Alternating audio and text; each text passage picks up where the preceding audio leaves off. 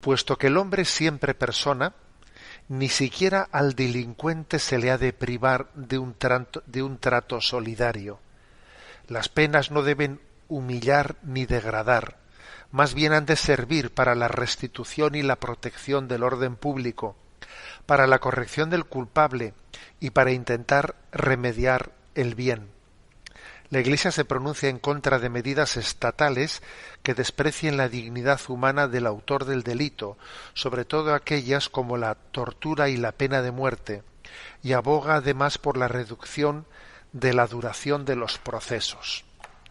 Bueno, yo sé que este punto puede un poco chirriar en determinadas sensibilidades que son muy dadas, ¿no?, pues a proyectar el sentido de la justicia, pues en este aspecto punitivo, en el aspecto punitivo contra la delincuencia. Y obviamente el aspecto punitivo, a ver, es necesario, y forma parte de la justicia, es necesario.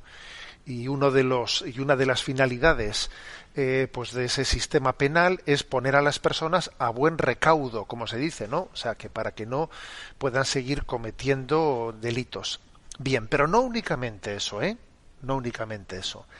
También el sistema penitenciario, el sistema que un Estado se da a sí mismo, ¿no?, pues para el cumplimiento de las penas, que pueden ser de muchas formas, tiene que estar pensado en la regeneración. O sea, tenemos esperanza y por lo tanto no queremos solo aplicar un castigo punitivo, sino queremos también apostar por la regeneración, por la regeneración de las personas. Un buen sistema penitenciario es aquel que consigue un índice de recuperación de las personas grande. Un sistema penitenciario que lo que hace es contener el mal, pero luego la gente sale de la prisión peor de lo que ha entrado y delinquiendo más todavía, es un fracaso del Estado, es un fracaso. Bien, esto, por lo tanto, tenemos que cuidar muy mucho cómo en esas medidas punitivas se consigue no solo el impedir hacer el mal, no solo el castigar el mal, sino el que tener una capacidad de regeneración.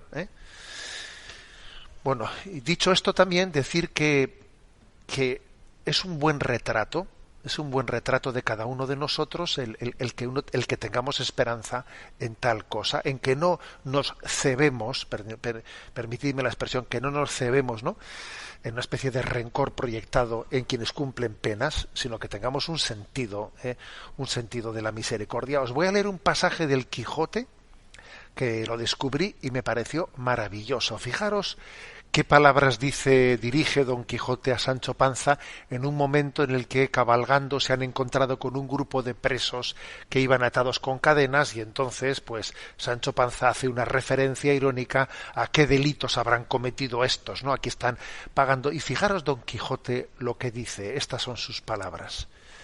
Dice: Majadero, dijo a esta sazón Don Quijote, a los caballeros andantes no les toca ni atañe averiguar si los afligidos, encadenados o presos que encuentra por los caminos van de aquella manera o están en aquella angustia por sus culpas o por sus desgracias.